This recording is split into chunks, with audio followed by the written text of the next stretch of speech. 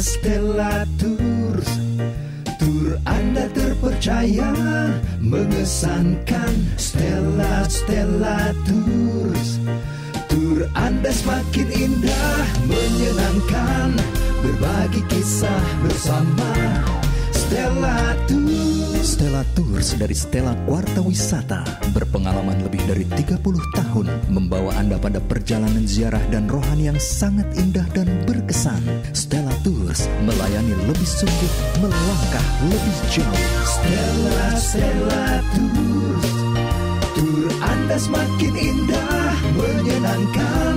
Berbagi kisah bersama Stella Tours.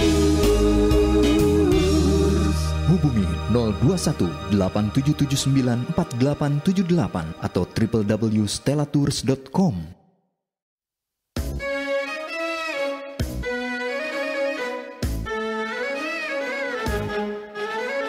Blessing from the promised land, blessing from the promised land, blessing from the promised land. Selamat malam Pak Honi. Selamat malam Pak Nisim. Selamat malam Pak Michael, selamat malam Pak Honi. Selamat Paskah semuanya. Wah, ganteng ya.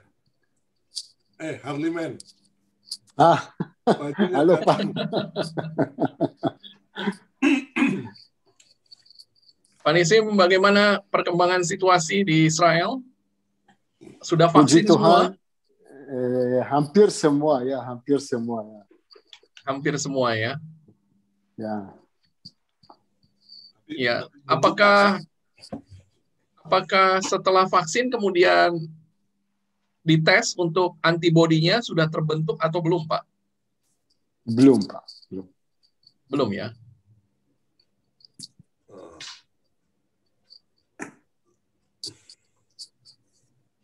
Oh, lagi berapa derajat nih Pak Nisim di Yerusalem? Sepertinya lagi terang. Hari ini 18, tapi besok 13. Besok turun karena besok akan dingin ya. Besok dingin Tahu ya. bulan April itu crazy ya. Oh, selalu begitu ya Pak? Ya, 2 hari yang lalu 30 derajat di kota Yerusalem. Wah. Dan 2 hari ini lalu? 17. Ya, 2 hari lalu ya. Dan hari ini 17, besok 13. Oh. Dan minggu depan naik lagi ya. Lusa salju. Lusa salju di padang gurun. Oke, baik. Bapak Ibu semua, selamat malam.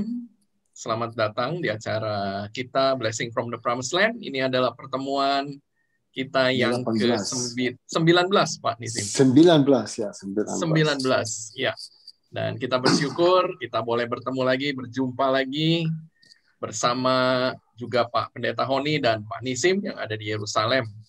Kita mau awali acara kita dengan doa. Silakan, Pak Honi. Baik, mari kita awali semuanya dengan doa kita. Tuhan, setelah seminggu lalu kami off dan hari ini kami online lagi, kami ada lagi di virtual Holy Land Tour ini. Mengucap syukur untuk kesempatan, untuk waktu yang Tuhan berikan kepada kami. Kami percaya bahwa apa yang kami lakukan ada dalam perkenanan-Mu, memberkati kami semua, dan memberkati Nisim yang ada di Yerusalem, Michael yang ada di Jakarta, hamba-Mu yang ada di Manado. Kami semua menyerahkan acara pada malam hari ini. Apa yang kami perbincangkan biarlah datang dari kehendak Tuhan dan kami semua diberkati. Dalam berkat nama Tuhan Yesus. Haleluya. Amin. Amin. Oke, baik. Terima kasih Pak Honi. Oke, saya akan share screen saya.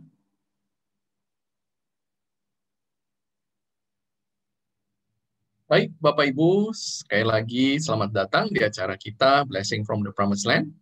Dan seperti biasa, nanti Bapak Ibu untuk bisa menonaktifkan mikrofonnya selama acara berlangsung. Dan sekiranya nanti ada pertanyaan, silakan Bapak Ibu bisa membuka mikrofonnya untuk bertanya di akhir acara. Acara akan berlangsung kurang lebih selama 60 menit. Selamat Paskah kami ucapkan untuk Bapak Ibu semua. Tuhan senantiasa memberkati kita semua dengan kesehatan, kelimpahan, dan juga kebaikan. Bagi Bapak Ibu yang belum subscribe YouTube channel dari GB Menora Manado, silakan Bapak Ibu bisa mensubscribe-nya dan juga memfollow Instagram-nya di gbi.menora. Juga Bapak Ibu bisa mensubscribe YouTube channel kami di Stella Kuarta Official dan juga memfollow Facebook kami di Stella Kuarta Wisata dan Instagram kami di stella.kuarta.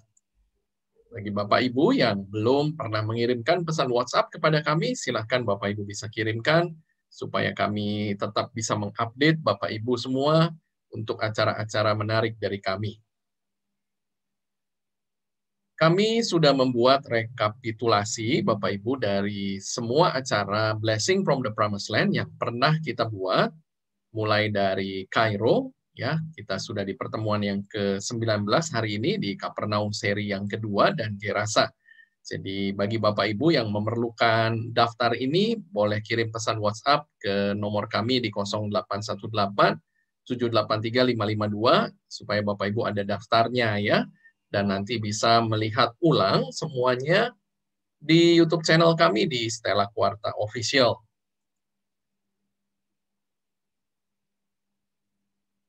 Oke, kita akan mulai acara kita malam hari ini.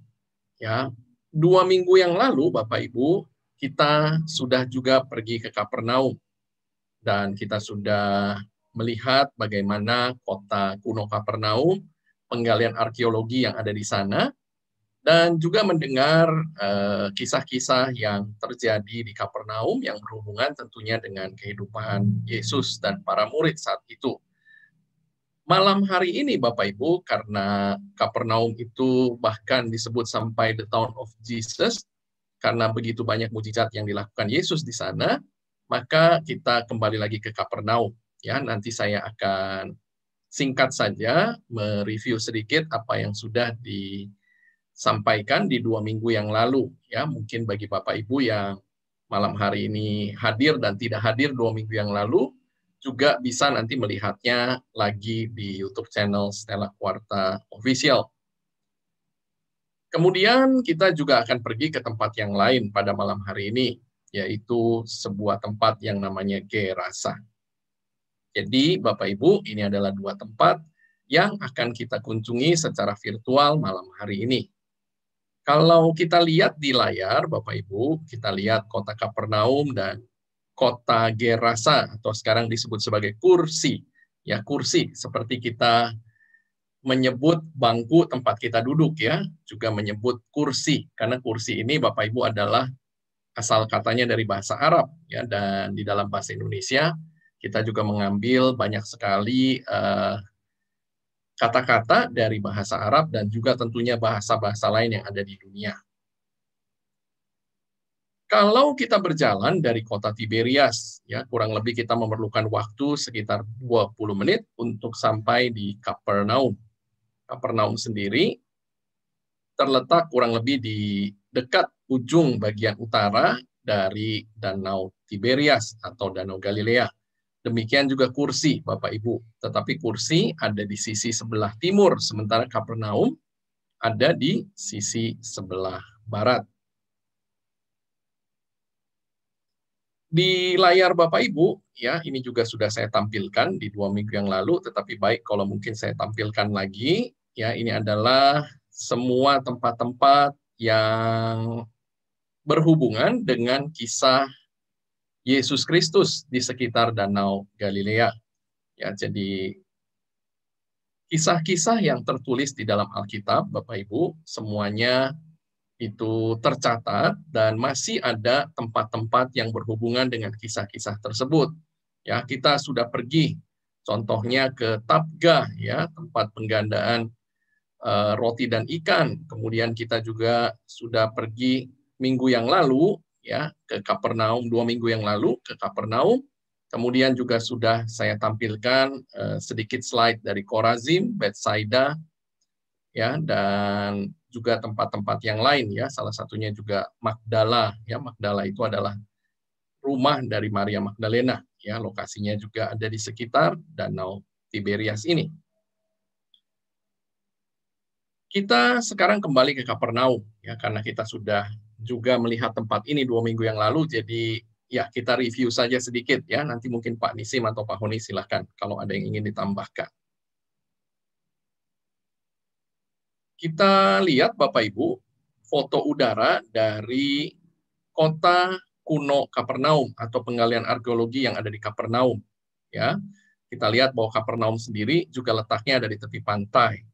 Kalau kita perhatikan di sini Bapak Ibu ya, banyak seperti kotak-kotak kecil yang ada di bawah ini ya, ini semua adalah rumah-rumah dari zaman itu ya, boleh dikatakan dari zaman Yesus ya. Jadi kita bisa lihat bahwa inilah bentuk rumah-rumah di kota Kapernaum pada saat itu. Kemudian kita lihat di sini ada satu bangunan yang besar. Ini adalah gereja Santo Petrus yang ada di Kapernaum sekarang ini, di mana dibangun di atas lokasi rumah dari Petrus ya. Jadi gereja ini memang sengaja dibangun untuk mengcover atau menutupi rumah dari Petrus. Kalau kita datang dari bis, Bapak Ibu, ya tempat parkir bisnya kurang lebih ada di sini, dan kemudian kita akan berjalan sekitar ya mungkin hampir 75 meter begitu, dan kita akan sampai di pintu gerbangnya kota Kapernaum, dan kemudian masuk ke dalam ya. Kita bisa lihat di sini ada satu bangunan. Ini adalah tempat tinggal para biarawan yang menjaga kota Kapernaum kuno ini ya. Mereka adalah biarawan Fransiskan yang sekaligus juga memiliki tempat ini. Mereka karenanya sering disebut sebagai penjaga tanah suci atau custodia terra santa. Kita biasanya akan lewat, di sini ada seperti pintu gerbang ya. Di sini juga ada loket Bapak Ibu, di mana biasanya teman-teman guide kita ketika bersama dengan rombongan akan membeli tiket untuk masuk di sini. Kemudian biasanya kita akan langsung jalan pertama-tama menuju ke sinagoga ya. Ini adalah sinagoganya, nanti kita akan lihat, dan baru kemudian kita akan melihat rumahnya Petrus yang ada di bawah gereja Santo Petrus. Kemudian juga Bapak Ibu biasanya kita akan berfoto dengan patung Santo Petrus yang ada di sini sebelum kita kemudian kembali ke bus. Kita lihat masih dari atas ya dengan lebih jelas. Jadi busnya Bapak Ibu kurang lebih parkirnya ada di sini ya, di balik pohon ini, dan kemudian kita berjalan ya. Berjalan di sini Bapak Ibu juga sudah sangat menyenangkan ya. Kita berjalan dengan gembira melihat banyak pohon di kiri dan kanan kita, ke pemandangan yang indah yang ada di sekeliling kita ya. Kemudian kita masuk, di sini ada pintu gerbangnya, ada loket tiketnya, dan kemudian biasanya kita berjalan ke sinagoga ini. Sinagoga ini, Bapak Ibu, ini juga sinagoga yang sangat tua. Reruntuhan yang kita lihat ini adalah reruntuhan sinagoga dari abad keempat. Ya, biasa kita penjelasan, kemudian mendengarkan pembacaan Alkitab di sinagoga ini. Ya, kemudian baru kita berjalan melihat rumah Petrus yang ada di bawah gereja. Kemudian berfoto dengan patung Santo Petrus yang ada di sini, dan baru kembali lagi ke bus. Bapak Ibu, 2 minggu yang lalu Pak Honi sudah menjelaskan juga mengenai Kapernaum ini yang terletak di satu jalan, ya, terletak di persimpangan satu jalan yang sangat terkenal dan sangat penting pada masa yang lalu, yang namanya adalah Via Maris, ya, Via Maris atau jalan laut. Via itu jalan, Maris itu adalah laut. Di Kapernaum, Bapak Ibu, saya sendiri belum pernah melihat ya ini milestone atau tanda ini.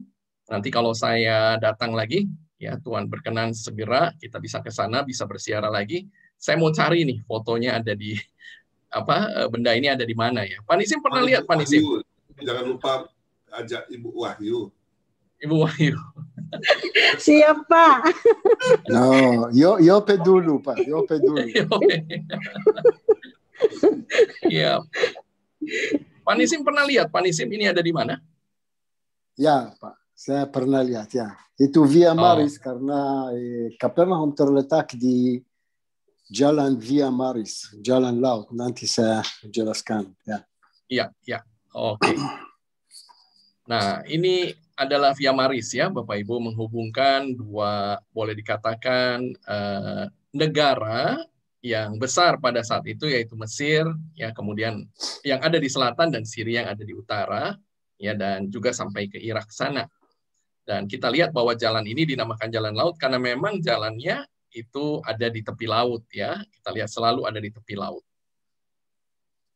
Nah, kita sekarang ada di kota Kapernaum. Ini adalah rumah di mana para biarawan Fransiskan tinggal. Kemudian kita masuk, Bapak Ibu, lewat pintu gerbang ini. Ya, ini pintu gerbang yang baru, ya, pintu gerbang yang belum terlalu lama mereka buat. Tadinya kecil dan mereka buat lebih besar karena banyak sekali tentunya peziarah yang datang ke kota ini.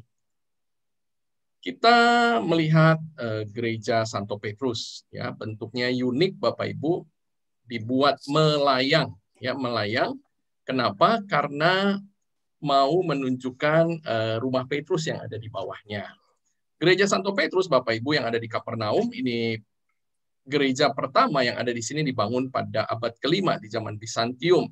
Kemudian gereja yang sekarang dibangun pada tahun 1990, belum terlalu lama, di atas lokasi rumah Petrus, terletak di ketinggian 195 meter di bawah permukaan laut. Ya, jadi kota Kapernaum juga, Bapak Ibu, terletak di bawah permukaan laut.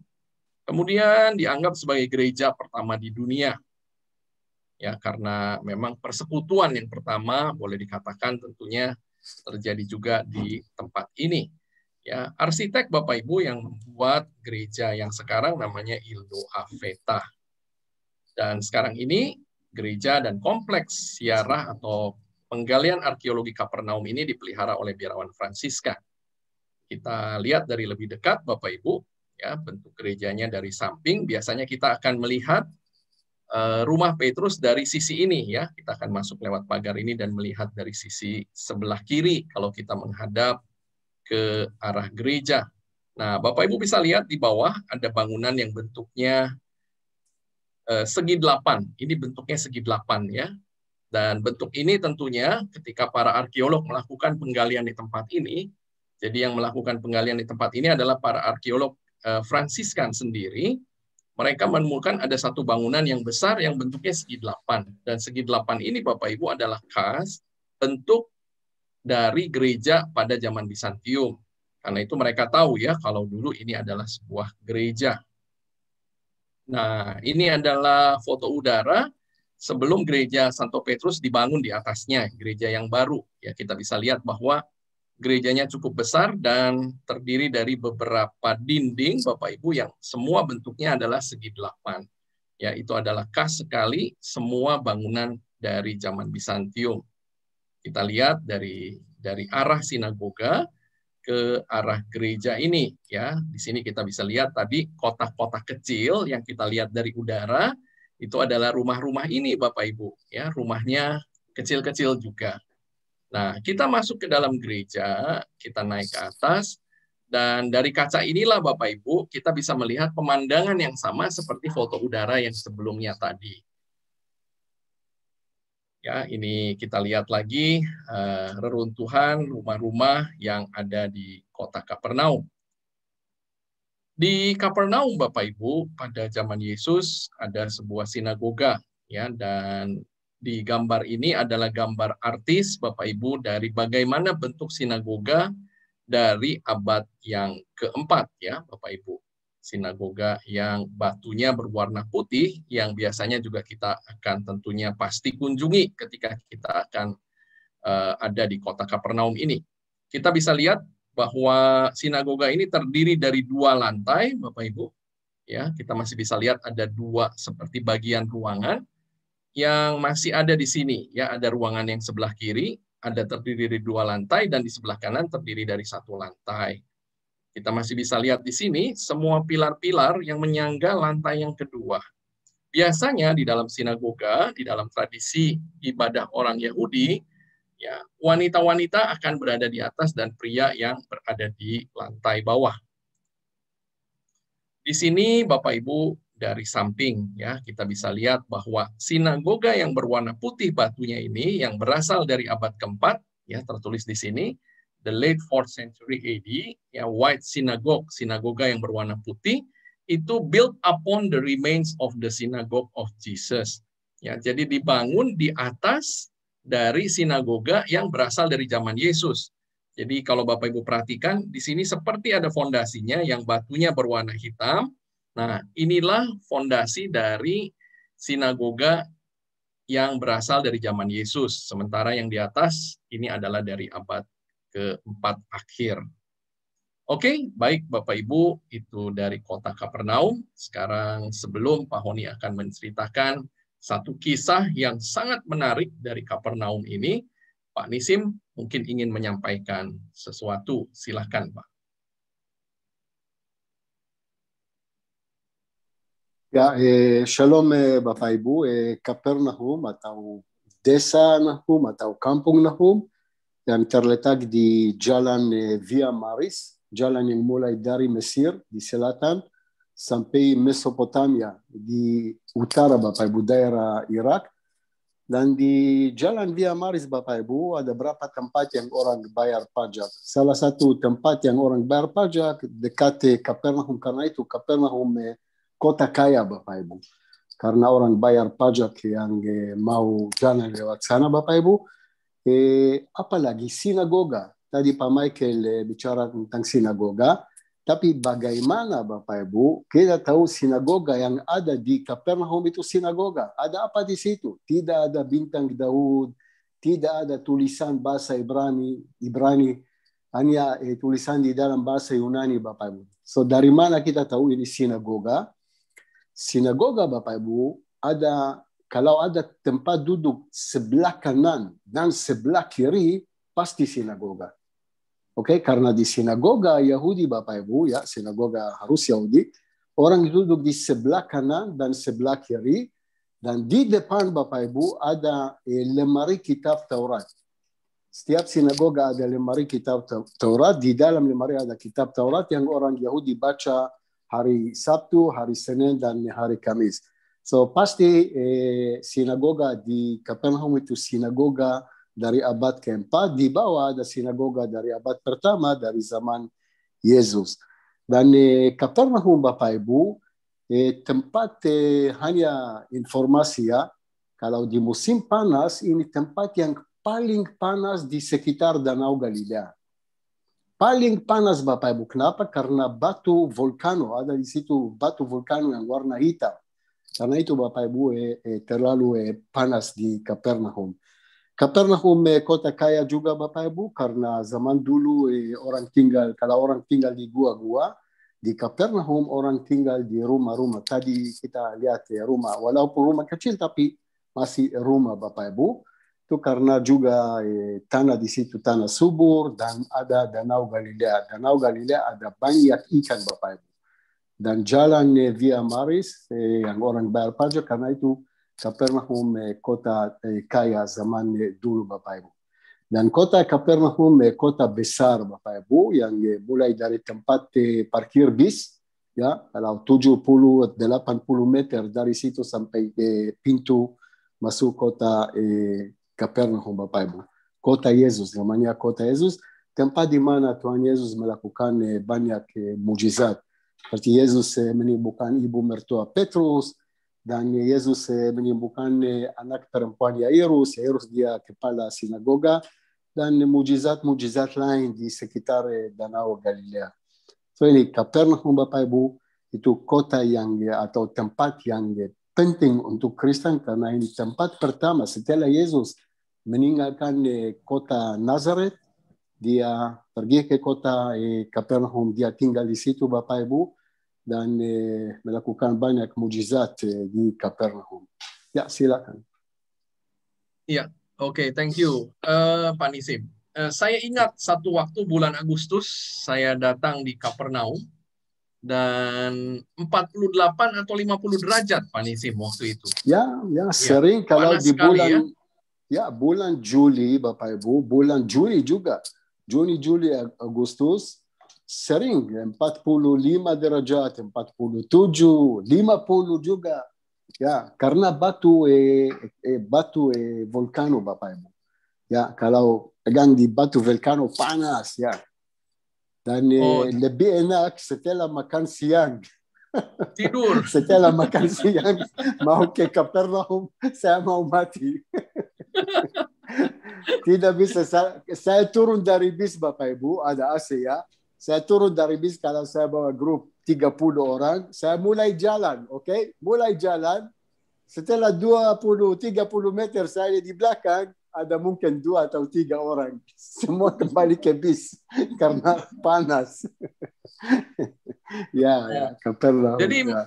maksud Pak Nisim, ini saya juga belum pernah tanya, kalau di Kapernaum misalnya 48 derajat, berarti di Tiberias tidak sepanas itu sebetulnya, Pak? No, di Tiberias mungkin kalau 48 derajat di Kapernaum, Tiberias 43, 42 ya. Oh, karena ini jadi... karena batu volcano, karena itu. Semua di situ batu volcano yang warna hitam, lihat. Di belakang, rumah-rumah dan tembok. Waktu kita jalan di samping jalan ya, itu batu volcano, ya, karena itu ya. Oh, itu ada pengaruh berarti ya? Ya, itu seperti solar heating, ya. Oh, oke. Tetapi musim dingin tidak menjadi hangat ya, Pak? No, kalau musim dingin enak di situ ya, enak. Kalau di bulan Desember, Januari, Februari yang paling dingin di situ enak, Pak. 13 derajat, 14, tidak terlalu dingin ya. Karena itu, lihat rumah-rumah di Kapernaum yang tadi kita lihat, tidak ada di atap, tidak ada atapnya, tidak ada roof ya. Itu terbuka. Dan zaman dulu di atap ada, di atas ada apa? Daun palma. Bukan semen atau batu, hanya daun palma karena ini tempat yang panas. Walaupun di bulan Desember, Januari, Februari tidak terlalu dingin, Pak. Lihat, semua rumah di Kapernaum tidak ada, atapnya tidak ada. Ya, oke. Oke, baik. Terima kasih, Pak Nisim. Saya sekarang akan ke Pak Honi. Ya. Oke, Pak Honi akan menyampaikan yang terjadi di Kapernaum. Ya, saudara-saudara, sebuah tempat yang paling banyak didatangi oleh Tuhan, yang juga disebut the town of Jesus. Tempat di mana Tuhan melakukan banyak sekali mujizat di satu kota yang namanya Kapernaum. Nah, itu sebabnya 2 minggu yang lalu kita sudah bicara tentang ketika Tuhan marah kepada Kapernaum, Korazim, dan Betsaida. Dan Tuhan mengatakan kalau peristiwa-peristiwa yang terjadi atau mujizat-mujizat yang terjadi padamu terjadi di Sodom dan Gomora, maka Sodom itu akan masih ada sampai hari ini. Nah, sehingga perlu pasti kita bisa memastikan bahwa orang-orang Kapernaum ini adalah orang-orang yang keras, orang-orang yang keras kepala, orang-orang yang susah untuk menjadi percaya sekalipun mujizat, ada mujizat. Tapi anehnya, kalau kita membaca di Lukas pasal 7 ayat 1, dikatakan di Kapernaum ini ada seorang perwira Romawi yang membawahi satu 100 orang tentara. Ya, seorang yang pada waktu itu mempunyai kedudukan yang cukup tinggi di sebuah region ya, di sebuah region yang namanya Kapernaum. Dikatakan setelah Yesus selesai berbicara di depan orang banyak, masuklah ia ke Kapernaum. Di situ ada seorang perwira yang mempunyai seorang hamba yang sangat dihargainya. Hamba itu sedang sakit keras dan hampir mati. Kalimat ini, saudara-saudara, sebenarnya tidak lazim. Dikatakan di situ ada seorang perwira yang mempunyai seorang hamba. Siapa itu hamba? Ya, slave, budak, seorang budak. Pada zaman itu Yang namanya budak itu no value, tidak ada nilai. Yang namanya budak itu orang-orang yang tidak punya hak kepemilikan pribadi. Bahkan pakaian yang ada di pakaiannya pun itu adalah milik tuannya. Seseorang yang tidak punya harga sama sekali. Nah, jadi kalau ada seorang hamba atau budak yang sakit, biasanya ya biarinlah dibawa ke tempat lain dan dibiarkanlah sampai mati. Nah, tapi aneh orang ini, dikatakan dia mempunyai seorang hamba yang sangat dihargainya. Dan ini menunjukkan bahwa perwira ini adalah seorang yang baik.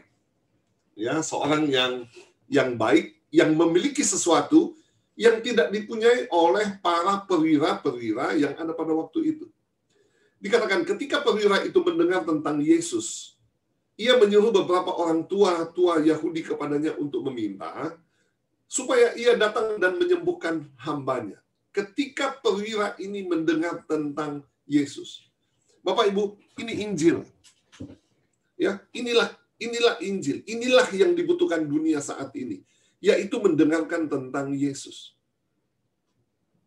Karena banyak sekali bagian-bagian di dunia ini yang sebenarnya ya dia tahu ya orang Kristen, dia tahu orang Kristen itu ke gereja, merayakan ibadah pada hari Natal, pada hari Paskah, dia tahu.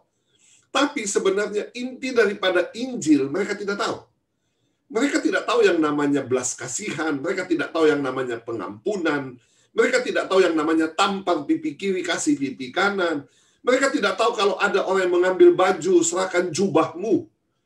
Ya, banyak sekali orang-orang yang tidak mendengarkan tentang who is Jesus.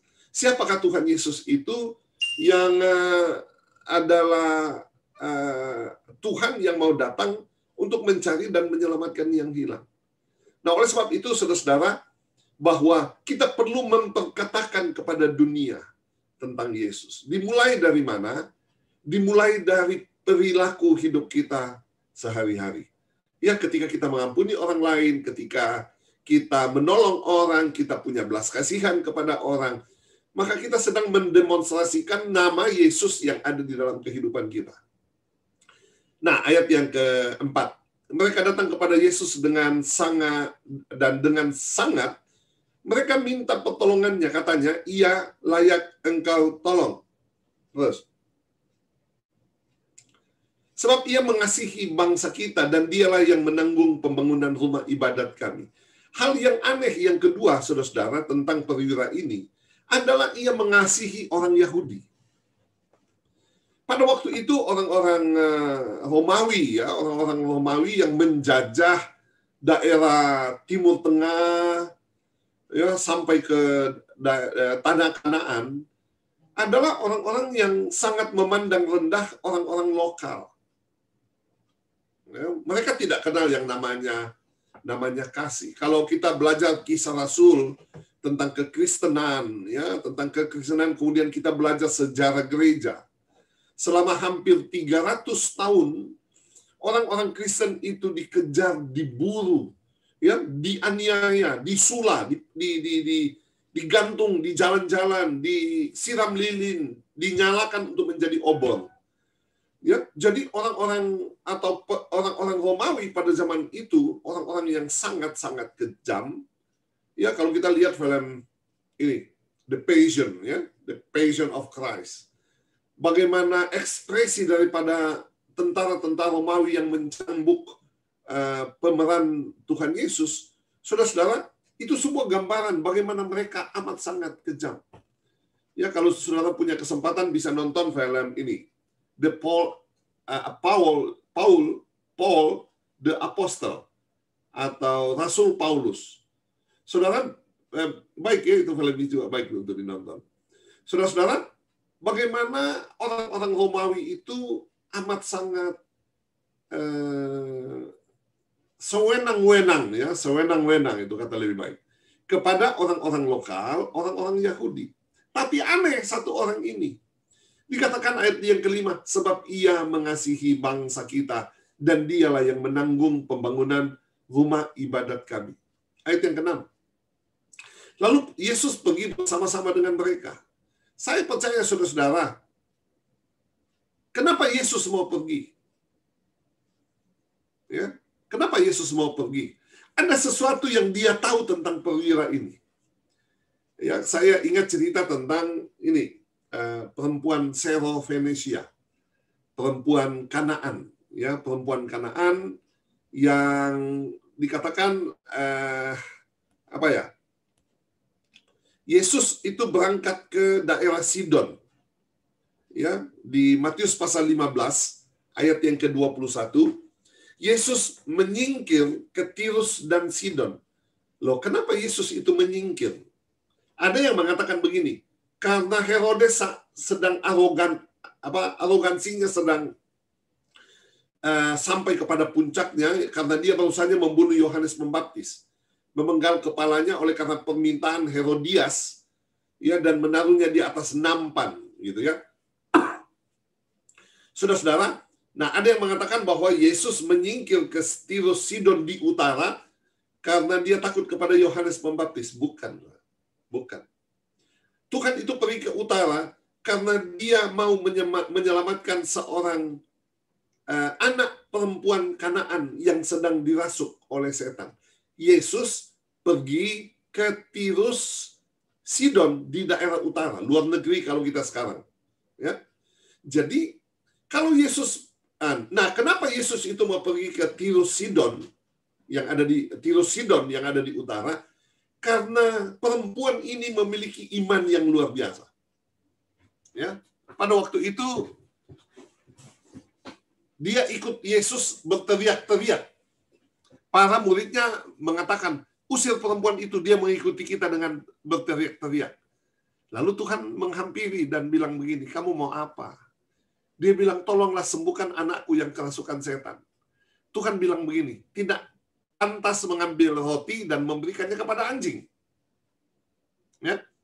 Lalu kemudian perempuan itu bilang, iya Tuhan, tapi anjing juga makan remah-remah roti dari meja tuannya. Ya, saudara-saudara,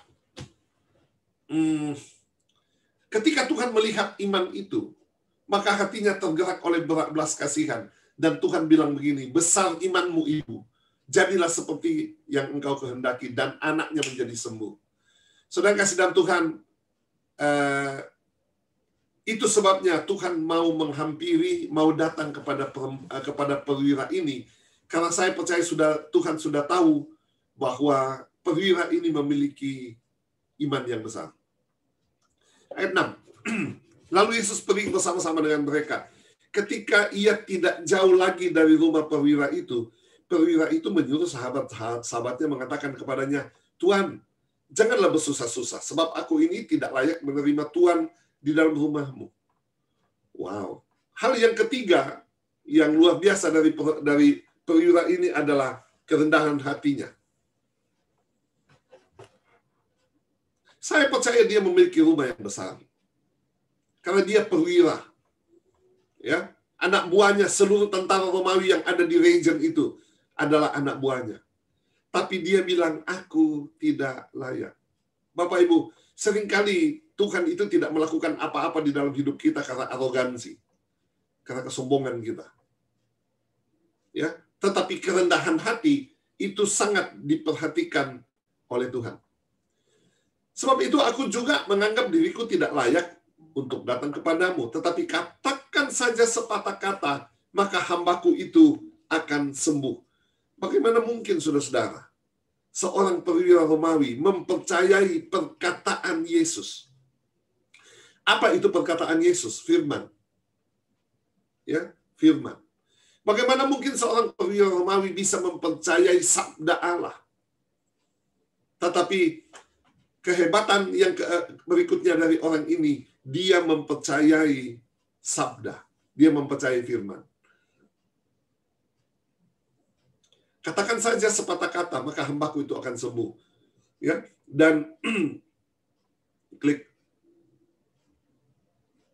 ayat yang ke-8. Sebab aku sendiri seorang bawahan, dan di bawahku ada pula prajurit. Jika aku berkata kepada salah satu prajurit itu, go, pergi, maka ia pergi. Dan kepada seorang lagi datang, maka ia datang. Ataupun kepada hambaku, kerjakanlah ini, maka ia mengerjakannya. Setelah Yesus mendengar perkataan itu, ia heran akan dia. Dan sambil berpaling kepada orang banyak yang mengikuti dia, katanya, aku berkata kepadamu, iman sebesar ini tidak pernah aku jumpai sekalipun di antara orang Israel. Dan setelah orang-orang yang disuruh itu kembali ke rumahnya, didapatinya lah hamba itu telah sehat kembali. Saudara kasih dalam Tuhan, seorang asing ya yang mempercayai perkataan Yesus. Hari-hari ini banyak kita orang percaya yang tidak lagi mempercayai firman. Ya. Sementara orang yang tidak mengenal Tuhan bahkan mempercayai perkataan Tuhan. Dan kemudian Tuhan menjawab doanya. Mari, saudara-saudara, kita perlu belajar kepada perwira ini mempercayai firman, dan kemudian Tuhan akan menjawab doa kita. Michael. Oke, baik. Terima kasih Pak Honi untuk kisah dan renungan yang sudah disampaikan dari satu hal yang sangat-sangat menarik yang terjadi di Kapernaum. Dan salah satu yang saya selalu senang juga Bapak Ibu untuk membacakan ketika ada di Kapernaum adalah kisah ini. Karena ketika tadi dikatakan ya bahwa perwira Romawi ini membantu pembangunan rumah ibadat kami, dan saat itulah kita berdiri di rumah ibadat itu Bapak Ibu. Jadi satu hal yang luar biasa ya. Kalau satu kisah yang ada di Alkitab, kemudian kita ada di sana betul-betul pada saat itu. Ya, jadi itu salah satu juga yang luar biasa, saya kira, dari perjalanan ziarah kita. Oke, dari Kapernaum, Bapak Ibu, kita akan pergi ke tempat yang berikutnya. Kalau kita lihat di layar, ya, dari Kapernaum kita akan berjalan menuju ke arah Kursi. Ya, kurang lebih sekitar 18 km. Kita lihat Bapak Ibu bahwa Danau Galilea ya, pemandangannya indah sekali, dan kota Kursi sendiri itu ada di sisi sebelah timur di kaki dari satu dataran tinggi yang sangat terkenal, namanya dataran tinggi Golan. Ya, dan inilah Bapak Ibu ya, pemandangan yang kita lihat dari dataran tinggi Golan. Ini foto yang diambil dari Bukit Sabda Bahagia, dan kita bisa lihat di kejauhan ini semua adalah dataran tinggi Golan, dan di salah satu titik di sini Bapak Ibu terdapat kota Kursi. Saya baru sekali pergi ke kota Kursi, seingat saya, atau mungkin 2 kali, dan itu sudah lama sekali ya. Dan waktu itu yang pasti belum zaman kamera digital, jadi saya praktis tidak punya foto atau file digital dari kota Kursi ini. Karena itu saya harus ambil semuanya dari Google. Dan di Google Bapak Ibu ada satu website ya yang sangat bagus, dan saya juga banyak belajar dari sana, namanya biblewalks.com ya. Ini di sini ada biblewalks.com. Jadi gambar ini contohnya dari kota Kursi saya ambil dari biblewalks.com ya. Kita lihat di sini dijelaskan bahwa di sini ada monastery rooms ya. Ini ada kamar-kamar biara pada saat itu. Karena di Kursi Bapak Ibu pada abad ke-5 itu ada biara yang besar di sini. Kemudian di sini ada satu yang disebut sebagai basilika ya. Basilika ini adalah satu bangunan yang setelah kekristenan itu berkembang, itu menjadi sebutan dari gereja-gereja yang besar atau yang penting, termasuk yang ada di Kursi ini. Kemudian disebut di sini ada kapel, di sini ada oil press, ya, oil press atau penggilingan minyak zaitun. Di sini ada atrium, Bapak Ibu. Atrium ini adalah bagian yang boleh dikatakan bagian yang cukup luas ya di depan basilika. Dan juga rupanya ada kapel yang lain di sini. Ya, jadi inilah kurang lebih kompleks dari penggalian arkeologi yang ada di Kursi sekarang ini. Memang di dalam perjalanan ziarah kita, saya kira jarang sekali grup yang pergi ke sini, ya, jarang-jarang sekali. Karena itu saya pun hanya baru 2 kali pergi ke sana. Satu hal juga mungkin sekalian saya informasikan Bapak Ibu bahwa di sisi kanan ini, ya ini tidak ada hubungannya lagi ya dengan bagian arkeologi yang ada di sisi sebelah kiri dari jalan. Karena jalan ini adalah jalan di sisi sebelah timur yang belakangan mungkin kita tidak terlalu sering lalui lagi Bapak Ibu ya, ketika kita dalam perjalanan ziarah. Karena biasanya kita semua sekarang ada hanya di sisi sebelah barat saja. Nah, di sini Bapak Ibu kita bisa lihat ada satu tempat yang ditutupi oleh seperti tenda. Nah, ini adalah perkebunan pisang. Perkebunan pisang. Jadi salah satu tanaman yang banyak sekali kita temui ketika kita ada di sekitar Danau Galilea itu adalah pisang. Ya, mereka menanam pisang di tempat ini dan kemudian mereka ekspor. Tetapi Bapak Ibu yang pasti waktu zaman Yesus sesuai dengan apa yang kita baca di Alkitab, kita tidak pernah membaca bahwa Yesus dan para murid-murid memakan pisang ya Bapak Ibu, karena itu bukan tanaman Alkitab, tetapi ini tanaman tentunya yang diimpor di zaman modern ini. Oke, saya agak lupa Bapak Ibu jalan masuknya ketika akan masuk ke dalam kompleks kursi, tetapi mungkin ya seingat saya ada di sisi kanan ini. Ya, mungkin Pak Nisim masih ingat ya. Seingat saya di sisi sini ini jalan masuk kita dari tempat parkir bus. Kemudian kita akan sampai di sini dan kita bisa langsung melihat basilikanya ini, ya reruntuhan dari basilikanya.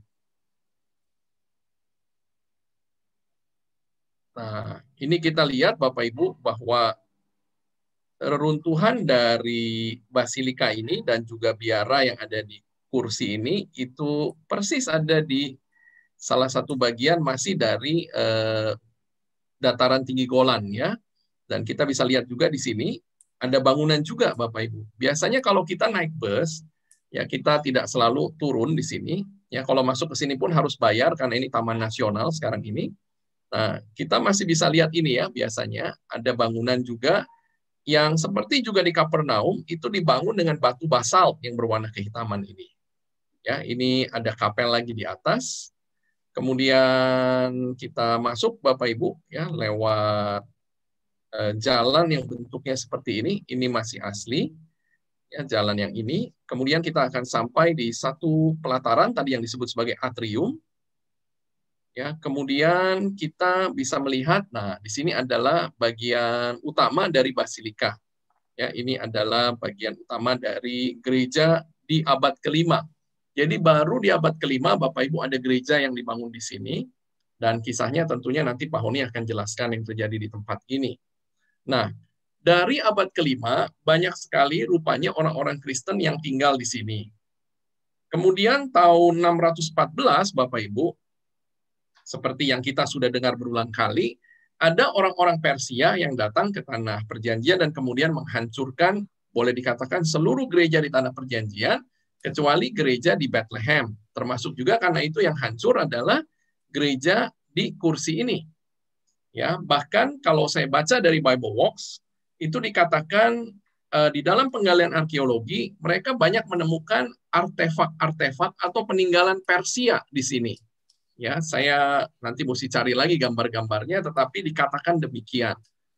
Ya, kemudian Bapak Ibu orang Persia pergi, ya, orang Bizantium kembali lagi merebut tempat ini, dan setelah orang-orang Islam datang, itu mereka menguasai Tanah Perjanjian. Namun mereka memperbolehkan saat itu orang-orang Kristen untuk tetap ibadah di tempat ini. Ya, baru kemudian abad ke-8 ada satu gempa bumi yang besar, dan setelah itu tempat ini tidak pernah ditinggali lagi dan digunakan lagi sebagai tempat ibadah. Sampai hari ini.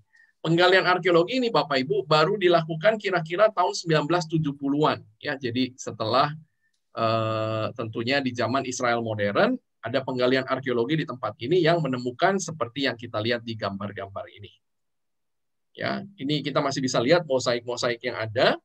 Ya, mosaiknya Bapak Ibu dari yang saya baca, karena saya lupa sudah ya kunjungan ke sini, saya cuma ingat saya pernah pergi ke sini, tetapi detail saya tidak terlalu ingat ya dari apa yang saya baca bahwa mosaik-mosaik ini yang dari abad ke-5 itu gambar-gambar, misalnya ada gambar ikan atau apa, itu semuanya dirusak begitu gambarnya ya. Jadi bolong-bolong seperti ini bentuknya. Jadi meninggalkan hanya motif-motif geometrisnya saja.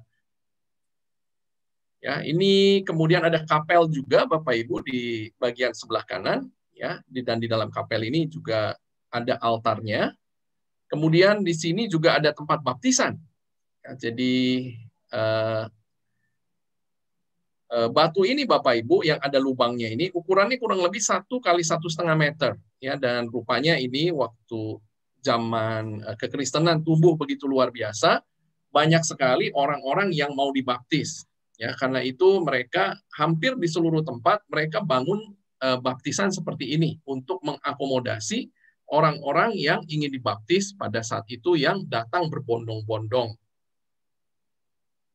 Ya, kemudian juga tadi disampaikan di peta yang pertama bahwa mereka menemukan ada oil press atau penggilingan minyak zaitun. Ya, saya kira waktu kita di Tabga, saya sudah sempat menjelaskan mengenai hal ini. Ya, mungkin sedikit saya jelaskan lagi bahwa inilah yang disebut sebagai batu kilangan, Bapak Ibu, yang sering kita baca di dalam Alkitab. Dan batu ini posisinya waktu digunakan untuk menggiling buah zaitun. Buah zaitun yang sudah masak, kemudian akan diletakkan di sini. Ya, batu ini posisinya berdiri seperti roda mobil, dan kemudian ada satu tiang Bapak Ibu yang diletakkan di tengahnya ini, ya di lubangnya ini. Kemudian biasanya keledai akan diikat dengan tiang tersebut, dan kemudian keledainya berputar sehingga roda ini kemudian juga berputar, berjalan melindas buah-buah zaitun tersebut. Karena biji buah zaitun keras, Bapak Ibu, hanya dagingnya saja yang koyak. Bijinya tidak ikut koyak, ya, sehingga tidak mengkontaminasi daging-daging buahnya. Nah, daging buah ini kemudian akan dibawa ke satu batu lain yang namanya batu press, ya, batu untuk memeras. Nah, di situ akan diberikan seperti kayu, kemudian daging-daging yang sudah dihancurkan ini akan dimasukkan ke dalam karung, ditumpuk, diberi kayu lagi, kemudian diberi pemberat. Ya, dan kemudian perlahan-lahan akan tertekan, terpres sehingga keluar minyaknya. Ya, kurang lebih seperti itu. Oke, Bapak Ibu, itu sedikit dari kota Kursi. Ya, mungkin Pak Nisim, silahkan kalau ada yang ingin ditambahkan. Ya, kursi atau ya kursi di dalam bahasa Arab dan Indonesia, chair ya. Dan ini biara terbesar di Israel dari zaman Bizantium Bapak Ibu yang panjangnya 145 meter dan lebarnya 123 meter. Itu besar, ada mozaik dari abad ke-6. Dan Bapak Ibu sampai tahun 1967 ada apa di situ? Kampung Syria, orang Syria tinggal di situ Bapak Ibu. Ya. Setelah perang 6 hari bulan Juni tahun 1967 dan Israel masuk ke daerah dataran tinggi Golan, dan di tahun 70-an Bapak Ibu Israel mulai perbaikan jalan. Dan waktu Israel perbaikan jalan atau bangun jalan yang nanti boleh lihat foto kursi, foto udara Pak? Ya, boleh sebentar ya Pak. Ya.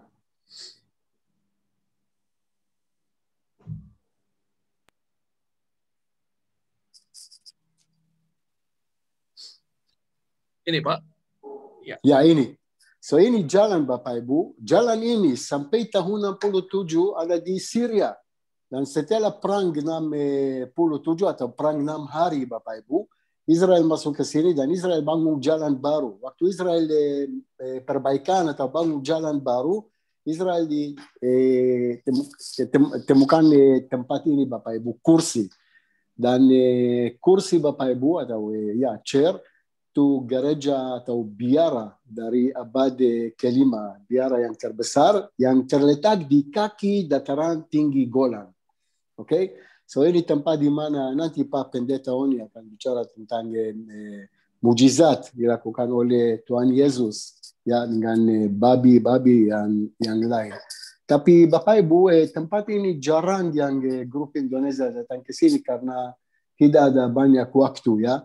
Itu terletak di sebelah utara, di sebelah timur Bapak Ibu.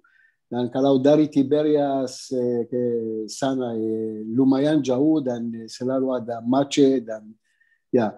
Tapi tempat yang ya itu tempat yang oke, Bapak Ibu, tapi lebih menarik tempat Kapernaum atau gereja Primat Petrus atau gereja Sabda Bahagia. Ya, itu kurang lebih tentang kursi, Bapak Ibu. Iya. Yang Pak Nisim, kota Korsi yang waktu zaman Syria berarti sudah tidak ada lagi desanya. Sudah tidak, itu lihat di situ sampai tahun 67 ada di situ kampung Syria, tidak ada lagi, dan ada bunker tentara atau militer Syria, karena itu dekat perbatasan Israel dengan Syria, dan sering mereka kirim rudal dari situ ke Danau Galilea dan beberapa kibuts yang terletak di sebelah timur. Ini ya di atas ini ya. Ya, Pak. Ya. Yang di atas ini kan bunker-bunkernya. Ya, di dataran tinggi Golan dan di Kursi juga ada zaman sebelum perang 6 hari ada desa kampung Syria yang tentara Syria tinggal di situ, Pak. Ya. Iya. Sebetulnya waktu itu Israel batasnya di mana ya, Pak Nisim? Yang di sebelah utara ya? Itu jalan sekarang namanya jalan nomor 92 yang tadi kita lihat lewat ini ya, ini. Ini perbatasan. Jalan ini, Pak, sebelum perang 6 hari tidak ada jalan tapi ini baris ini perbatasan Israel dengan Syria. Sekarang ini ada jalan yang dibangun oleh Israel, Pak. Nomornya jalan nomor 92. Jadi sebetulnya Pak Nisim, sebetulnya Pak Nisim, Syria waktu itu bisa menginjakkan kaki di danau ya, Pak? Ya. Masih ingat Pak Michael waktu berapa tahun yang lalu waktu kita makan siang di Engev. Iya. Di jalan masih ingat di sebelah kiri di dataran tinggi Golan tapi dekat jalan utama ada patung Presiden Assad, Hafez Assad sedang mancing. Ya, sedang mancing dan ada bentuk seperti Danau Galilea ya. Dia betul. Mau mancing Danau Galilea. Itu joke yang Israel bikin joke, dia mau mancing Danau Galilea. Ya.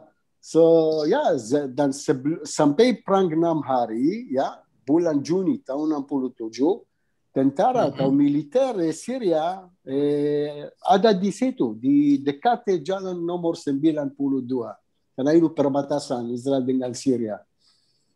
Oh, oke. Berarti boleh dikatakan seluruh sekeliling dari Danau Galilea itu semua ada di tangan Israel, bahkan sebelum tahun 1967 ya, Pak? Ya, semua ada di tangan Israel, ya. Semua, ya.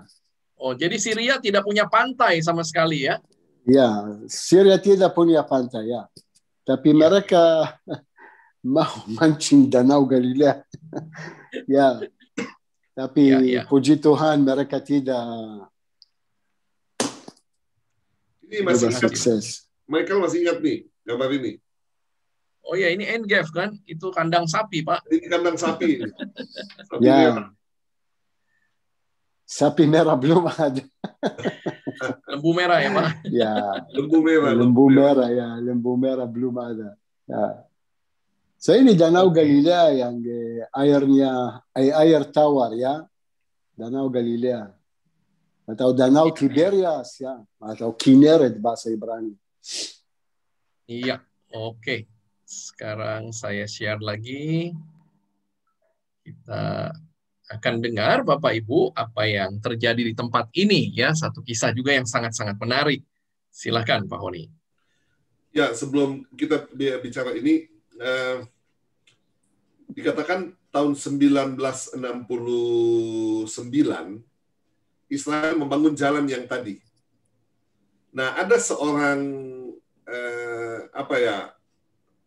yang sedang meneliti arkeologi di daerah itu, namanya Mendel Nun. Dia mengikuti bulldozer yang sedang membuka jalan, dan dia melihat puing-puing daripada periuk tanah.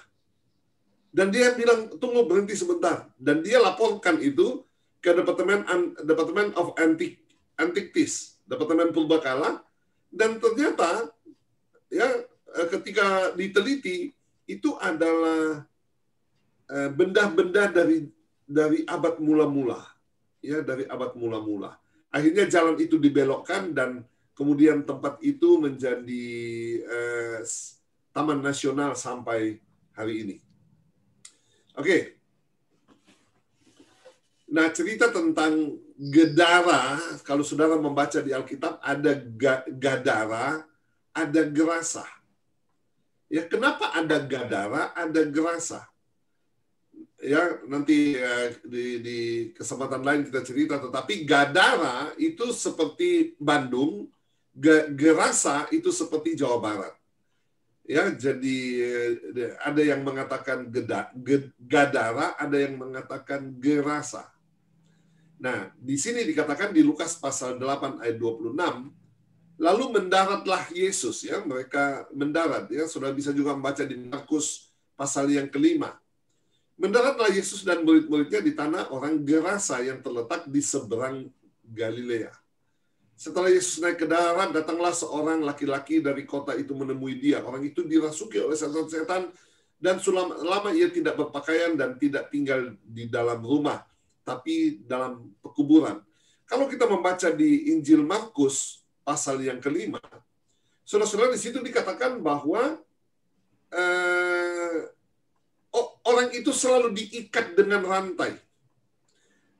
Ya, diikat, dibelenggu dengan rantai. Tapi rantai itu diputuskannya, belenggunya dimusnahkannya, sehingga tidak seorang pun yang dapat menjinakkan dia. Kenapa, saudara? Seperti kelihatan iblis itu diceritakan hebat, begitu ya. Bayangkan, di rantai, dibelenggu, dia musnahkan itu belenggunya. Saya merenungkan begini. Memang kelihatannya iblis itu hebat. Tapi ketemu dengan Yesus, iblis itu tidak bisa apa-apa. Iblis itu takluk.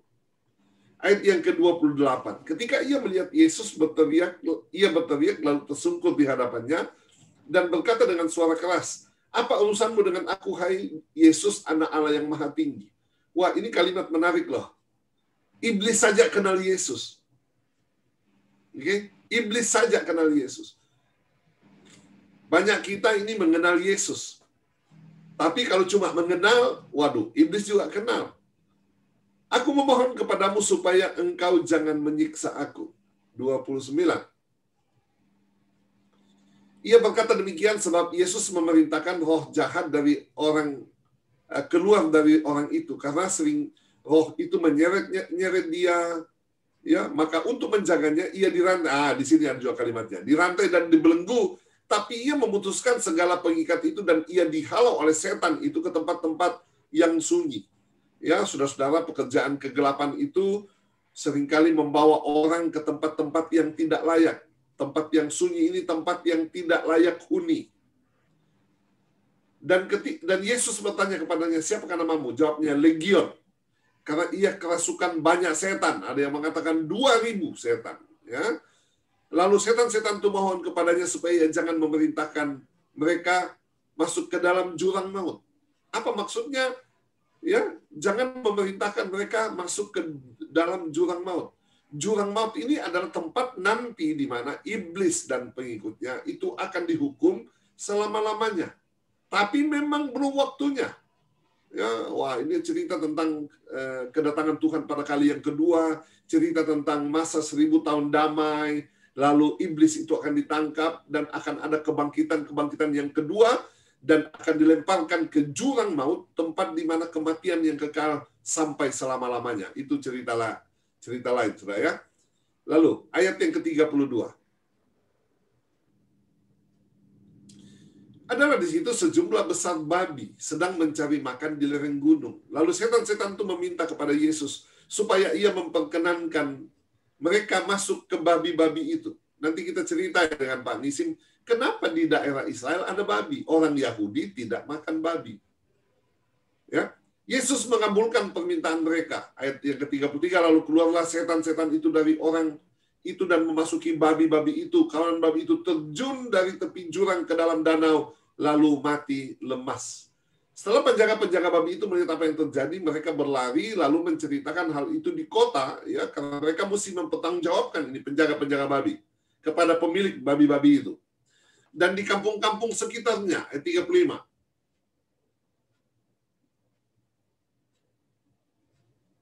Dan keluarlah orang-orang untuk melihat apa yang terjadi. Mereka datang kepada Yesus dan mereka menjumpai orang yang telah ditinggalkan setan-setan itu duduk di kaki Yesus. Ia telah berpakaian, ya, entah pakaian siapa yang dipinjamkan, dipakaikan kepadanya, mungkin salah satu dari murid, dan sudah waras, maka takutlah mereka.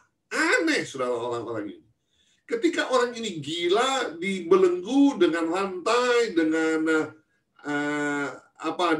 dia dibelenggu, dia gila, mereka tidak takut. Tapi sekarang ketika dia sudah waras, mereka takut. Mereka takut kepada siapa? Ya.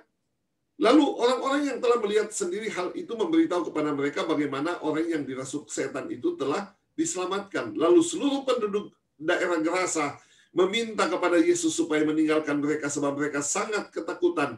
Maka naiklah ia ke dalam perahu lalu berlayar kembali.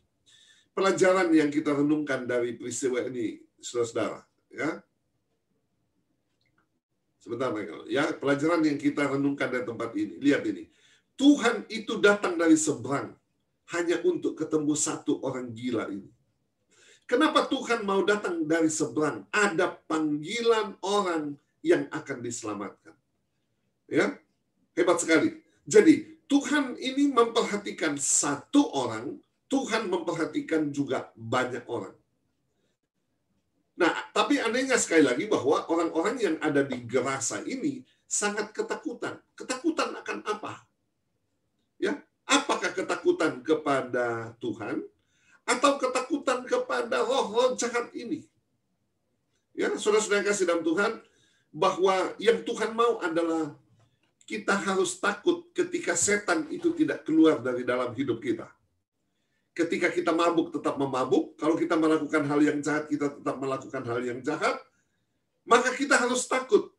Tapi kita harus bersukacita kalau ada yang buruk yang ada di dalam hidup kita, itu meninggalkan kehidupan kita. Lihat ayat yang ke-37 ini. Setelah Tuhan selesai dengan misinya ini, ia kemudian kembali dari mana dia datang. Ayat 38. Dan orang yang telah ditinggalkan setan-setan itu meminta supaya dia diperkenankan menyertainya. Tapi Yesus menyuruh dia pergi, katanya, pulanglah ke rumahmu dan ceritakanlah segala yang telah diperbuat Allah atasmu. Orang itu pun pergi mengelilingi seluruh kota dan memberitahukan segala apa yang telah diperbuat Yesus atasnya. Ternyata, saudara, bahwa Tuhan datang ke tempat itu bukan hanya untuk menyelamatkan orang ini, tapi untuk menyelamatkan kota-kota yang ada di sekelilingnya. Ya, ini strateginya Tuhan, memenangkan satu jiwa untuk memenangkan kota-kota lain melalui orang yang dia selamatkan ini. Jadi, perenungan bagi kita adalah ketika kita diselamatkan oleh Tuhan, Tuhan mau memakai kita untuk memenangkan orang-orang yang ada di sekeliling kita. Amin. Michael. Oke, baik. Terima kasih, Pak Honi. Kisah yang menarik sekali ya, yang kita bisa dengar dari kunjungan virtual kita di kursi ini. Mungkin Pak Nisim ingin menambahkan tadi ya, tadi Pak Honi sempat bertanya, kenapa sampai ada babi-babi di situ? Sementara kita ketahui bahwa babi adalah binatang yang tidak halal untuk orang-orang Yahudi. Silakan, Pak Nisim. Ya, oke. Saya mulai dulu dengan kata legion, Bapak Ibu. Legion, kalau zaman dulu, zaman orang Romawi, legion ada 6.200 tentara Romawi. Kalau legion yang paling terkenal zaman dulu, zaman Yesus, legion nomor 10. Dan kenapa ada babi di tempat ini, Bapak Ibu?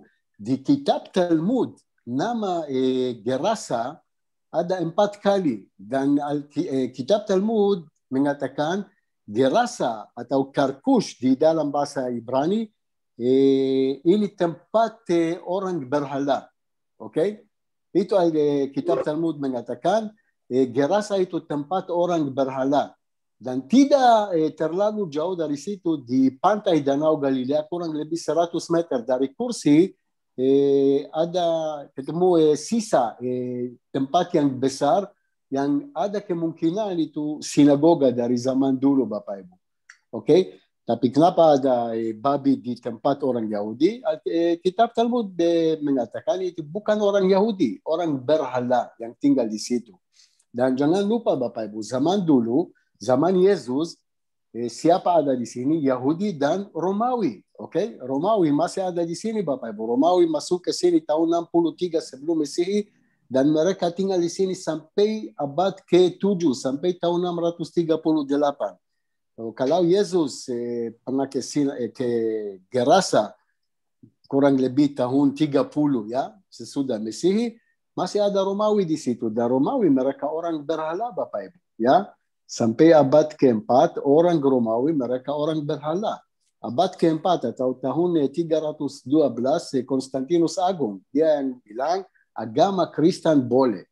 Tapi sampai abad ke-4, orang Romawi, mereka orang berhala. Dan mereka kontrol di sini. Dan mereka makan babi, Bapak Ibu. Sekarang juga ada babi di Israel, Bapak Ibu. Ya. Di Galilea ada berapa kampung yang ada di situ babi. Ya. Karena ada banyak, bukan banyak, tapi ada Kristen di sini yang di restoran. Mereka makan babi. So it's okay lah, Bapak Ibu. Ya. Ini cerita Legion, ya, Legion 6.200 tentara. Dan setelah itu, Bapak Ibu, ada babi-babi yang mereka lari kemana? Ke Danau Galilea. Di dekat kursi, Bapak Ibu, ada bukit, ya, bukit itu tradisi di mana babi-babi mereka lari dan masuk Danau Galilea. Oke, nanti kalau bulan September, kalau kita lewat sana, ada tempat yang tradisi, tempat di mana babi cari lari babi, masuk. cari babinya. Ya, mungkin mereka masih berenang di Danau Galilea. Siapa tahu. Ya, tapi babi ada zaman dulu, babi ada sekarang di Israel. Ya, kalau di restoran-restoran orang yang mau makan babi, restoran yang bukan kosher, oke?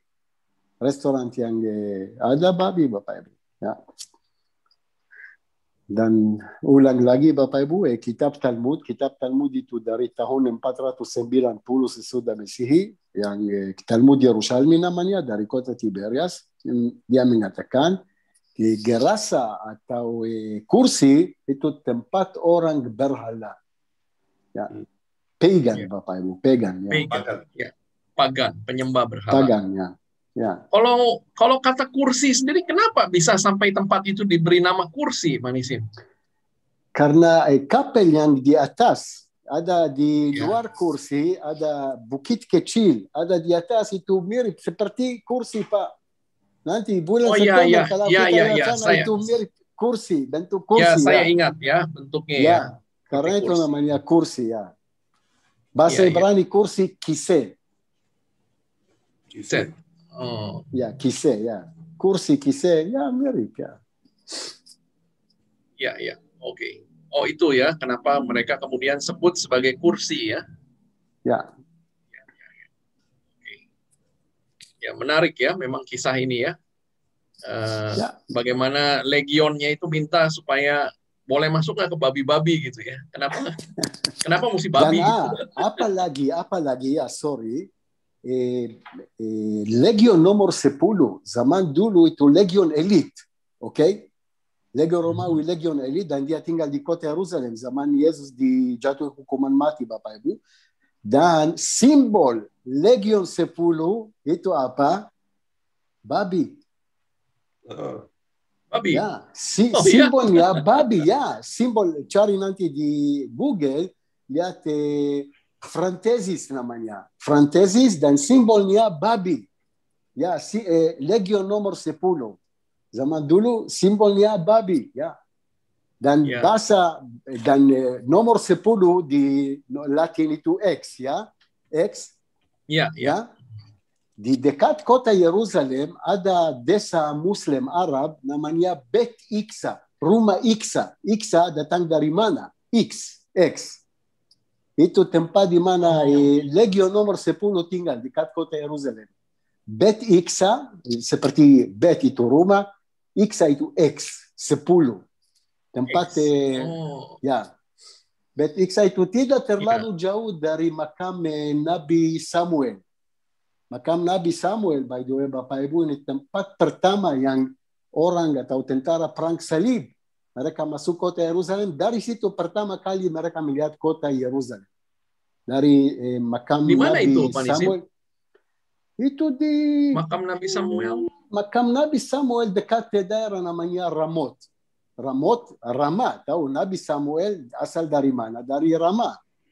Ramot itu dekat, Pak, kalau dari Hotel Shalom, okay, for example, Hotel Shalom, ya 20 menit dari Hotel Shalom. Waktu kita lewat jalan namanya Begin, ada daerah Ramot, ya, sebelah kiri ada menara, itu masjid, ada di situ masjid dan sinagoga di makam Nabi Samuel.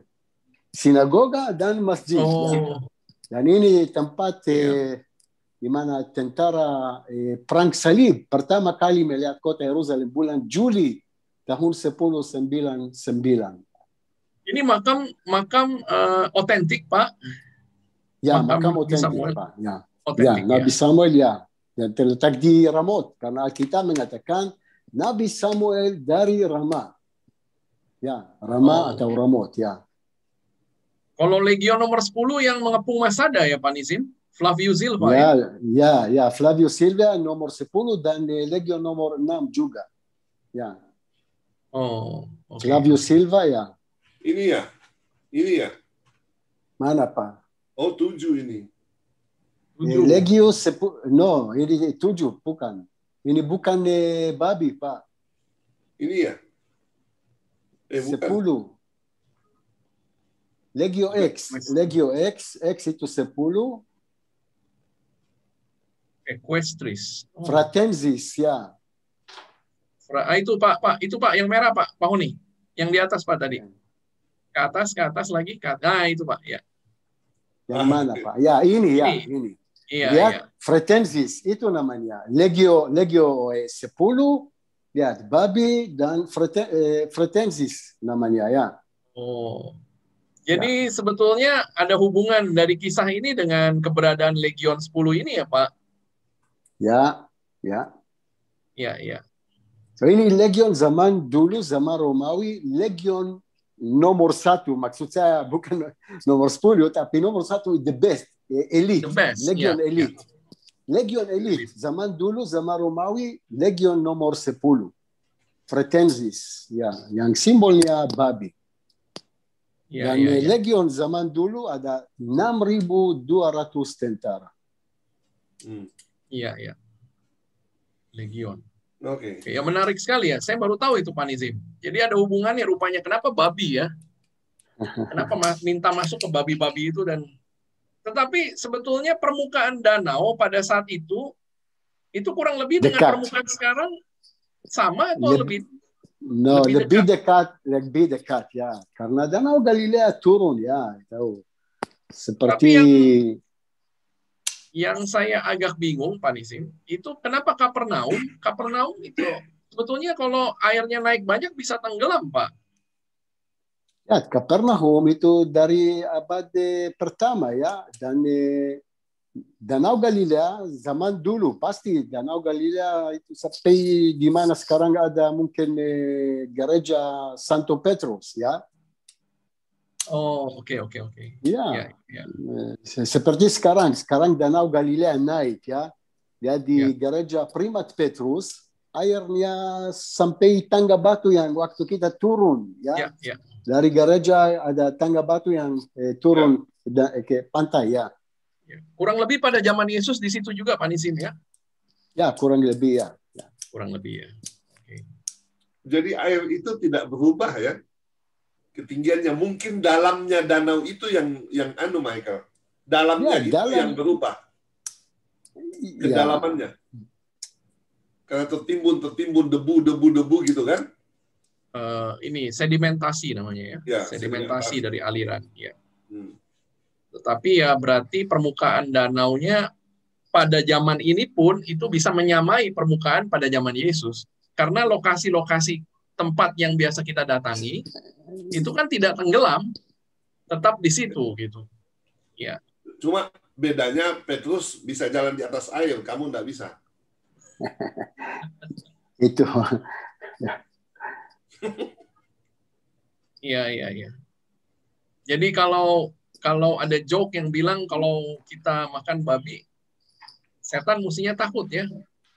Setannya masuk ke dalam babi, babinya kita makan ya.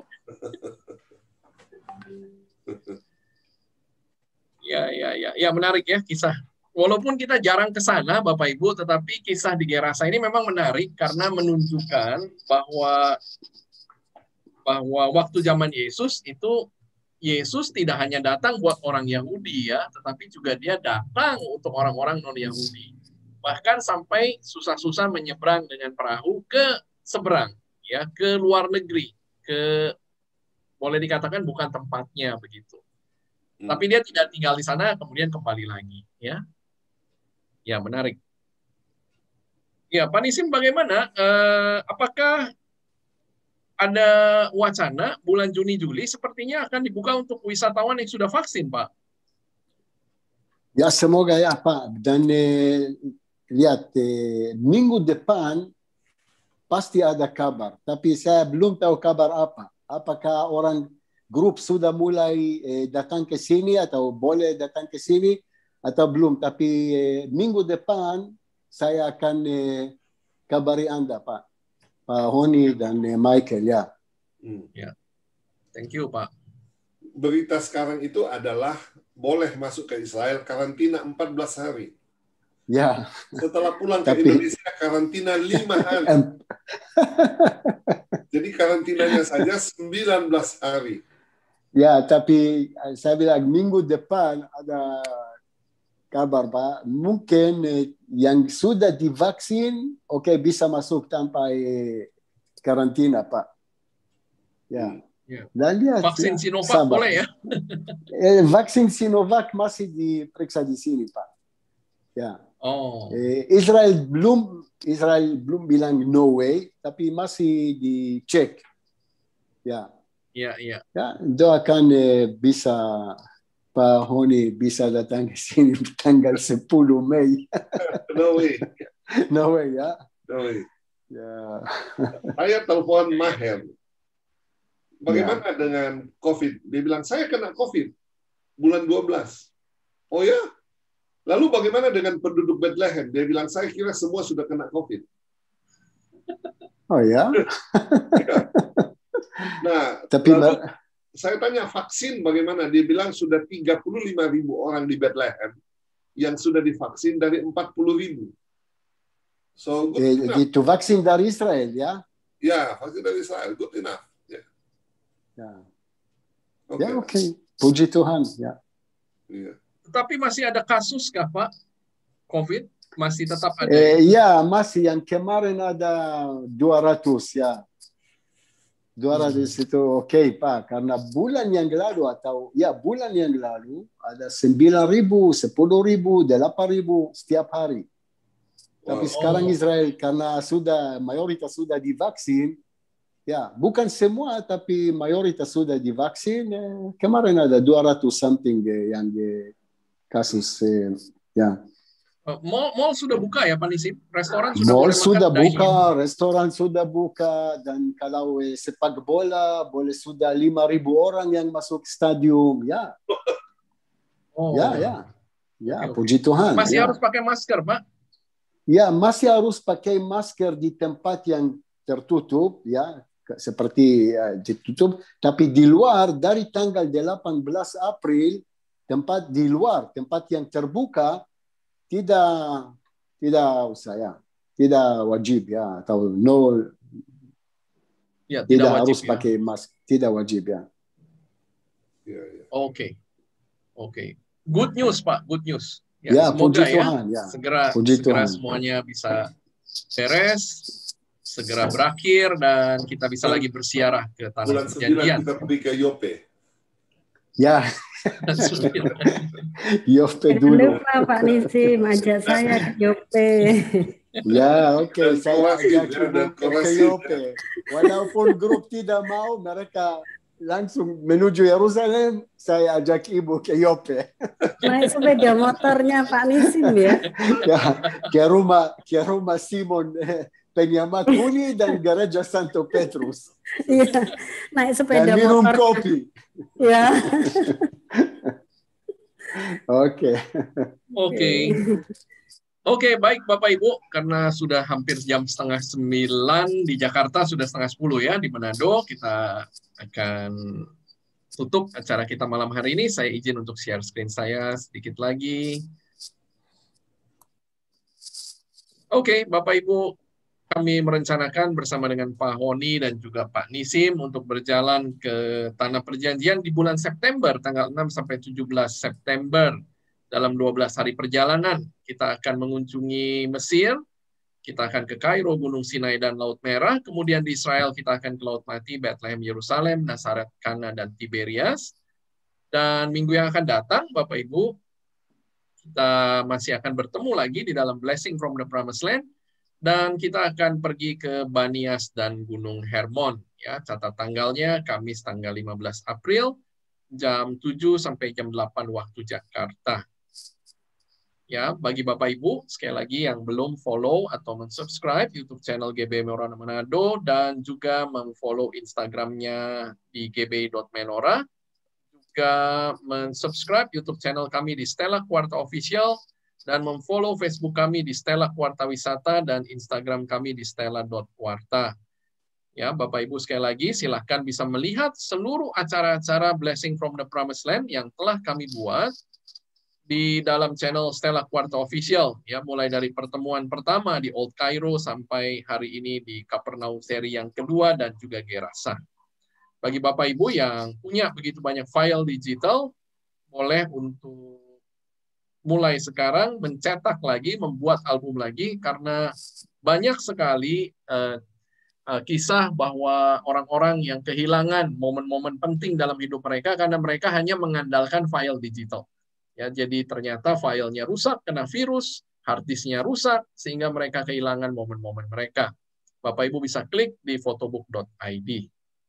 Terima kasih Bapak Ibu untuk kehadirannya malam hari ini. Kita akan tutup dengan doa. Terima kasih Pak Honi dan juga Pak Nisim yang dengan setia selalu menemani kita semua. Silakan. Ya. Mari kita berdoa. Tuhan Yesus, terima kasih untuk malam ini, sharing kami yang kami lakukan dari Tanah Perjanjian, Tuhan. Biarlah dapat meninggalkan berkat bagi kami, renungan-renungan yang kami dengarkan, bahkan menimbulkan kerinduan kami. Satu hari nanti kami akan datang ke Tanah Perjanjian yang sudah pernah datang, merindukan, datang lagi ke Tanah Perjanjian. Untuk kami bisa menikmati tanah di tempat di mana Tuhan pernah hadir, tanah yang diberkati, Tanah Perjanjian, Tuhan.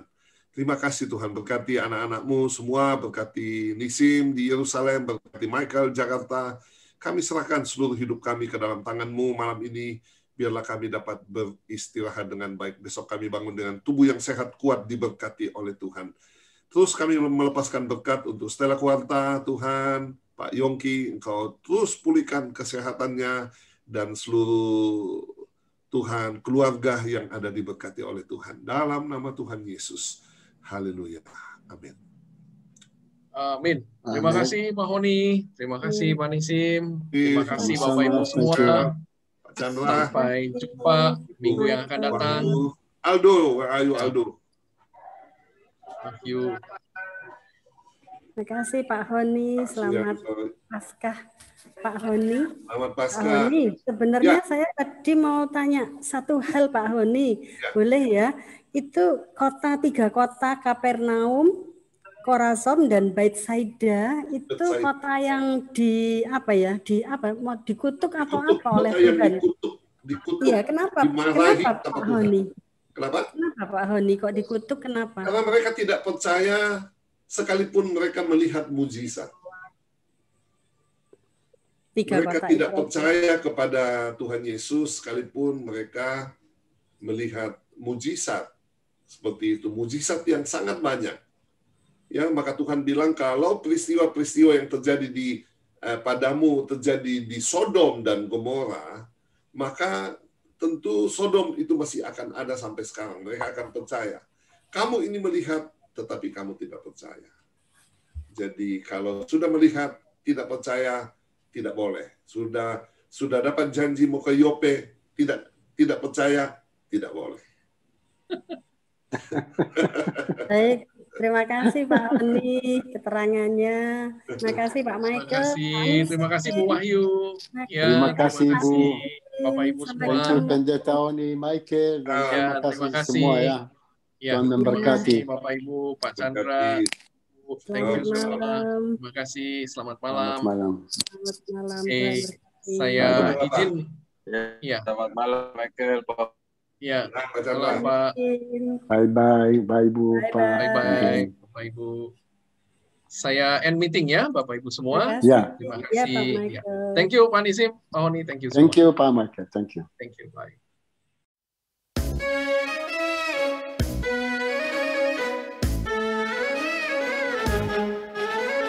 Blessing from the promised land, blessing from the promised land, blessing from the promised land.